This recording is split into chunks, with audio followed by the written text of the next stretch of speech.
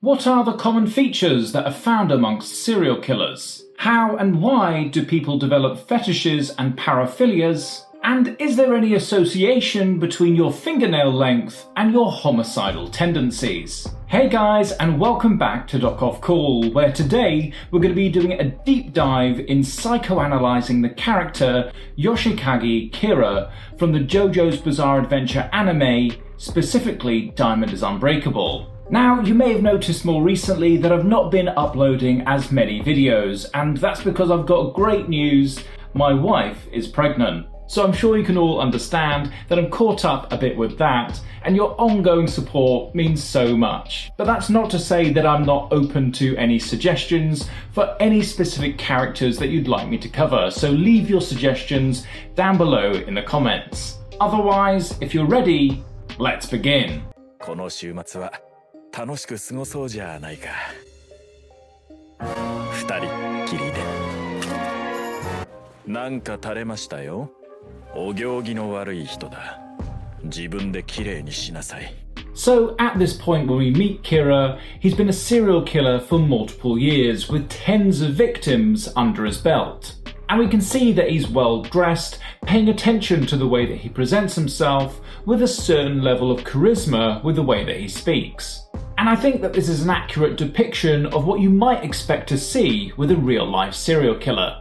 You see, interestingly, serial killers often defy the stereotypical image of being either disheveled or a disturbed individual, with many of them being indeed charismatic, well-mannered, and capable of seemingly integrating well into society. For example, Ted Bundy was known for his charm and his good looks, or John Wayne Gacy, who was well regarded in his community, with his work as actually being a clown. そうそう、君にプレゼントがあるんだ。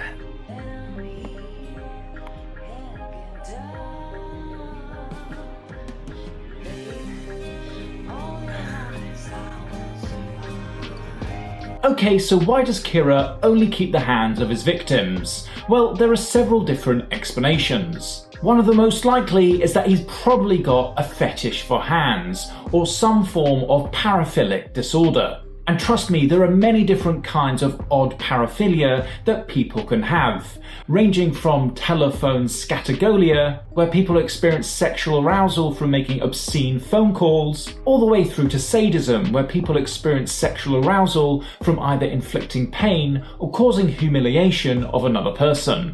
But looking at Kira's case exclusively, it looks like he has the combination of a hand fetish as well as possible necrophilia. おいおい、何を怒って拗ねているんだ。新入社員の女の子たちにお昼を誘われただけじゃないか。僕が君を一人ぼっちにさせたことがあるか？ Goodness me, this takes the phrase talk to the hand to a whole other level. But this behaviour, although bizarre, can be understood through several psychological and character-driven lenses. You see, Kira is a deeply isolated individual who avoids any meaningful human relationships to maintain his facade of normacy. And the hand in this instance serves as a substitute for any real human interaction, allowing him to have a twisted form of companionship and control without the complexities of a full relationship. このカツサンドのカツも揚げたてでサクサクしてるんだよ。いけない子だ。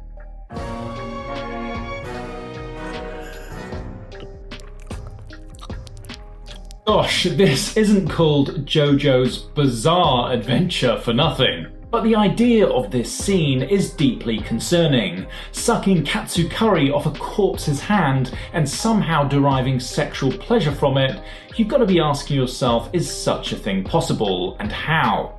And to answer this, you really need to look at this from both a psychological and neurological perspective.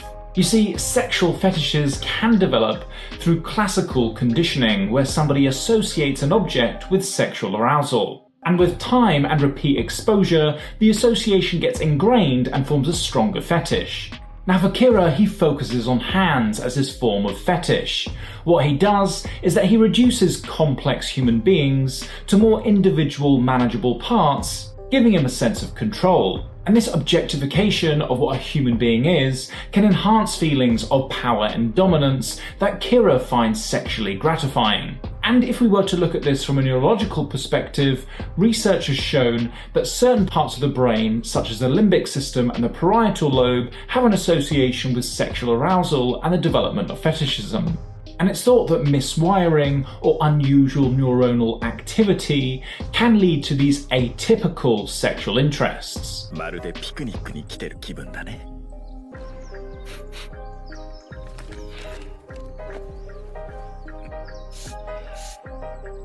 ちょっと匂ってきたか。この女ともそろそろ別れ時かな。Okay, so we can see that Kira's become so accustomed to carrying around a corpse's hand with him that he's happy to sit in public and have a picnic, to the extent where he knows that he actually has to carry around a perfume to keep it smelling fresh. Firstly, this indicates that he's got a profound detachment from reality. He's clearly constructed a personal world where his bizarre and morbid behaviours are completely normalised, allowing him to function without guilt or self-awareness about the horrors of his actions. This also reflects his narcissistic personality that thrives on control and dominance. You see, the severed hand acts as a symbol of his power over his victims. It effectively serves as a trophy that reinforces his sense of superiority and control over others, which again is a trait that's commonly found amongst serial killers. 私の名はキラ・ヨシカゲ。年齢33歳。夜11時には床につき、必ず8時間は睡眠をとるようにしている。寝る前に温かいミルクを飲み、ほとんど朝まで熟睡する。That's such a weird way to introduce yourself to someone. However, what it tells us about Kira is that he's highly structured, meticulous, and ritualistic, indicating obsessive-compulsive traits. And these traits are not only part of his attempt to control his environment, but also reflects how he approaches his murders and the disposal of evidence. Really, it's his careful planning and his attention to detail that make him that much more a formidable and elusive criminal to catch. はて、どこで取れてしまったのか。ま、仕方がないな。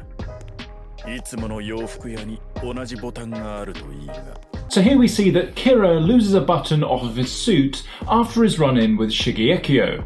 And rather than just leave it and ignore it, Kira chooses to go back to his personalised tailor. Now this reveals several further significant aspects about his character which ultimately lead to his downfall. You see, Kira's insistence to have his suit tailored to perfection indicates his meticulous nature. It also indicates that he values precision and quality, reflecting a broader pattern of obsessive-compulsive tendencies. And it's only because he chooses to return to this personal tailor that he ends up bumping into Koichi and Jotaro, as well as the rest of the other heroes in this story. If he could only have ignored this imperfection in his suit, it may well have spared his later exposure. 私が付き合ってる男ったらさ、プレゼントにこんなダサい指輪をくれんのよ。心は醜いが美しい手と顔をした女だ。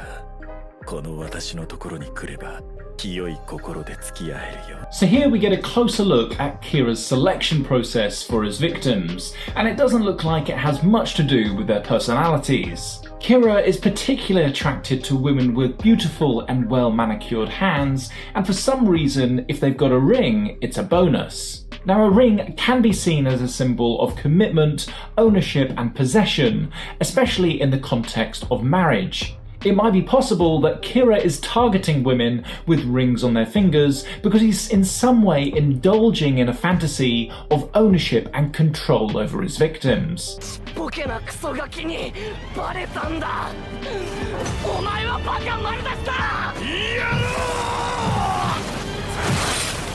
う。クソ誰がなんだ。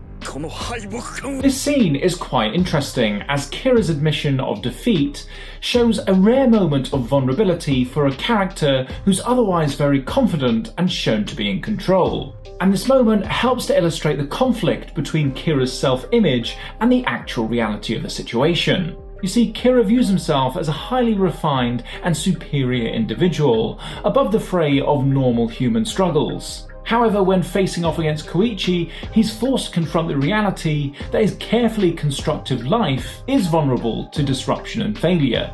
こいつ靴下を裏返して履いてやがる。自分で気にならんのかな。やはり気になる。ちゃんと履き直せ。So this act of changing Koichi's socks, which might seem trivial, is indicative of Kira's obsession with both order and perfection. It really underscores his need to control every aspect in his environment and his interactions.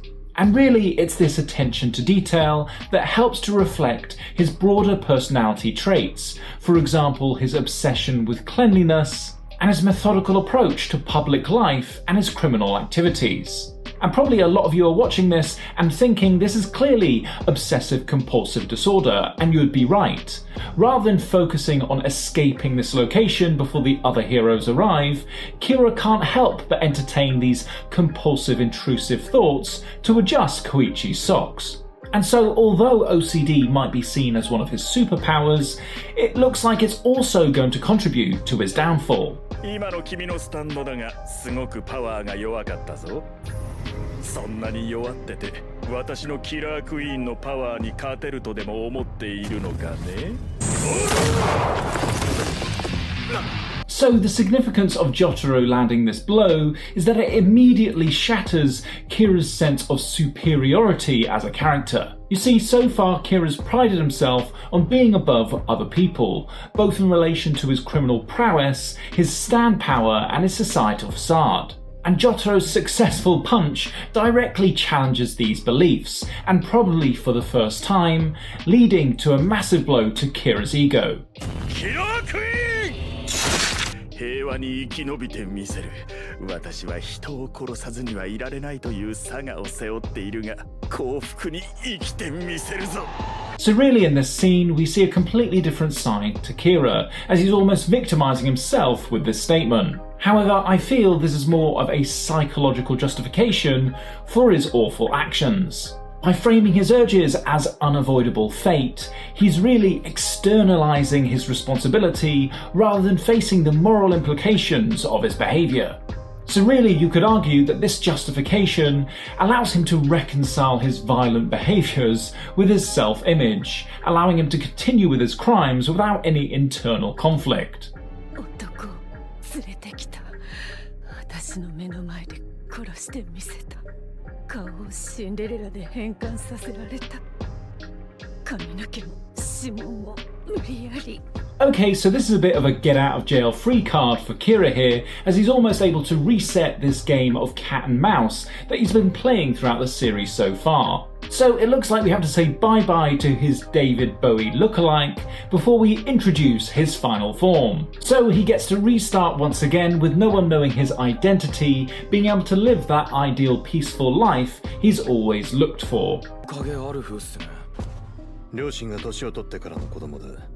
前科なし、結婚歴なし、特に親しい友人なし、恋人なし、手術経験なし、指紋や歯型、手術後から奴を見つけるのは不可能だ。So Kira's ability to keep a clean forensic history with no trace of his past tells us more about his meticulous and cunning nature.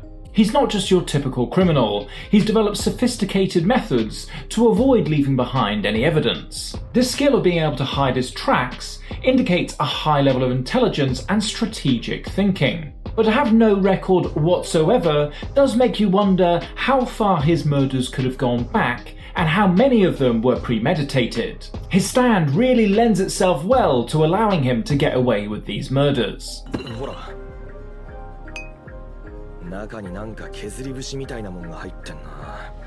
それにこの数字。どうやら爪のようだな。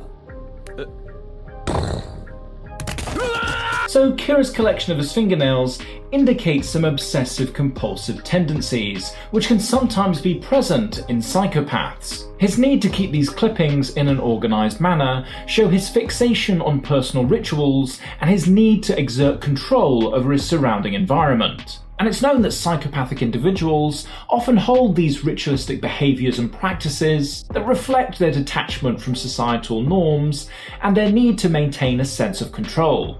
このデータは占いだ。ユダヤ商人は太陽の黒点の動きで商売の好景気不景気を見るらしいが、キラヨシカゲは爪の伸びる長さで自分の体調を占ったらしいな。もちろん殺しの体調だ。 So it looks like Kira's fingernail growth serves as a symbolic representation of what's going on internally. And it looks like he interprets the rate of his nails' growth as a reflection of his internal psychological state and readiness to kill. And I'd guess that faster growth represents heightened stress or stronger urges to exert his homicidal tendencies, whereas slower growth might indicate a period of calm or control. And it's interesting because this self-assessment by Kira allows him to justify his actions and regulate his urges based off of external measurable factors. Now clearly, physiologically, this isn't a real thing. Your fingernail growth doesn't determine your homicidal tendencies. And Kira's reliance on these physical characteristics demonstrate his detachment from normal moral considerations and demonstrates how much of a psychopath he really is. 人は自分の心の底を他人に隠したまま生活している。永遠に誰にも自分の本性を隠したまま一生を過ごせるものだろうか。あの女にこのキラヨシカゲの本性を打ち明けてやりたい。It's interesting that by Kira using his fingernails as a metric, he integrates his physical body with his mental state in a very unique way. And really, it's this integration of the two that underscores Kira's belief that his murderous intent is something which is natural and intrinsic to his being, rather than being something he can actually control. And by presenting these urges as something he can't control, he alleviates himself of the responsibility of trying to resist them. This will also remove any sense of guilt he might have over his actions and allow him to continue on his murderous streak without any self-judgment over his actions. 爪が伸びる時期は気持ちが抑えられなくなる。安心して落ち着くまで我慢するんだ。 The fact that Kira can suppress his violent desires adds a further level of depth to his psychological character. It shows that he's not driven solely by his impulses and is capable of rational thought and future careful planning. And really, it's this complexity in his character that makes him such a formidable opponent and an unpredictable antagonist in this whole storyline. まだこいつの筆跡すら完璧に真似できていない。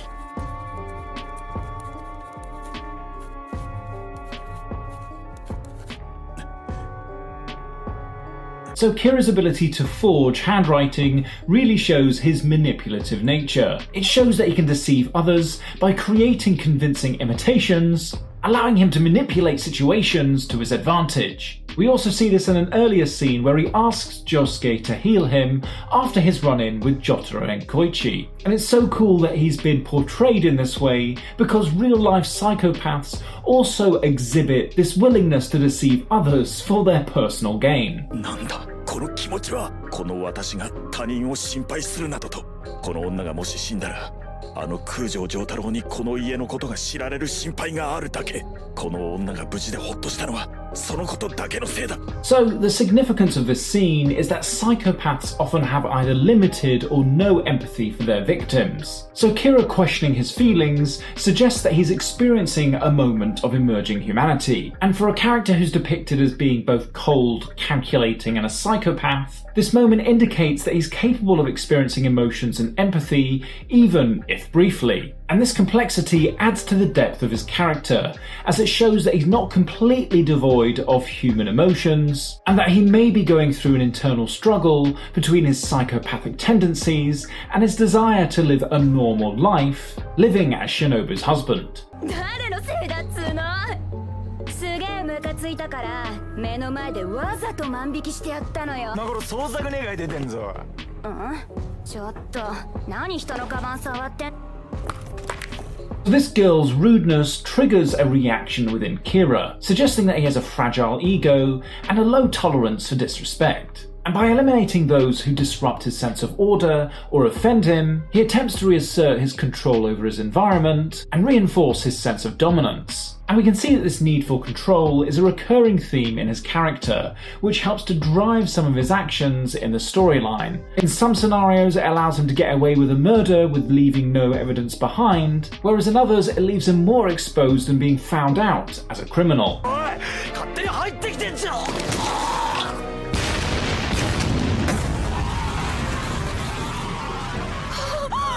私はキラヨシカゲ。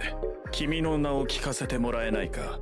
So Kira's decision to kill this rude girl and her partner shows a momentary lapse in his self-control and usual calculated behaviours. Unlike in previous murders, which were far more meticulous, this one appears more messy and impulsive by Kira. He even mocks his victims before their deaths, rather than being his usual charming and charismatic self. This tells us that despite his efforts to live a quiet and inconspicuous life, he doesn't have the complete ability to suppress his violent urges. And unbeknown to him, this is going to go on to cause far more trouble than he thought, with Hayato watching his every move. 思い通りにならないとき、どうしようもないとき、子供の頃からお前はよく爪を噛む子じゃった。 For many individuals, nail biting or onychophagia becomes a habit that people develop over time, with it typically starting as a child. It can be a learned response to stress or boredom, becoming an automatic reaction to challenging situations. And for Kira, when he faces a situation that deviates from his expectations or control, his anxiety spikes, and it looks like he bites his nails as a coping mechanism to help alleviate these stressful situations. It's interesting because this repetitive motion of biting his nails can actually cause a calming effect on his nervous system, helping him to deal with the immediate discomfort.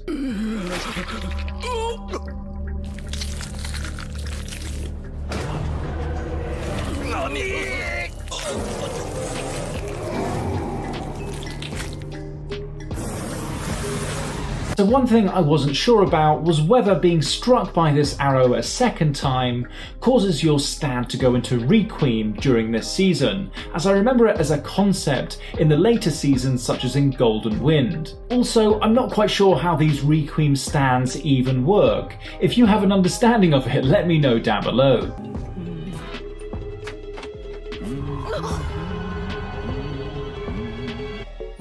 わからん。吉影、何があったんじゃ。昨べから何かおかしい。 So here, Kira definitely has a different aura around himself after his last transformation. There's almost a sense of self-confidence with his body language, almost as though he knows he's invincible. Just from the way that he's styling his hair, almost slicking it back, like Christian Bale does in the American Psycho movie. It looks like they've both got a similar personality state at this stage of the story. I'm not sure whether Araki's actually seen that movie and drawn inspiration from it, but I can certainly see some of its influences in Kira's final character design. What do you guys think? バイツァーダストは無敵だ。このキラヨシカゲに運は味方してくれている。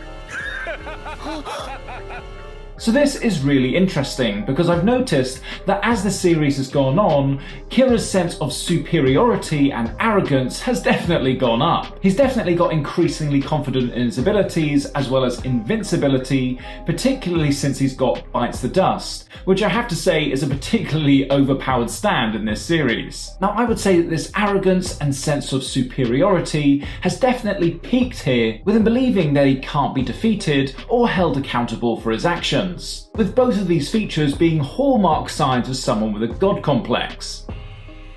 このキラヨシカゲが切り抜けられなかったトラブルなど一度だってないんだ。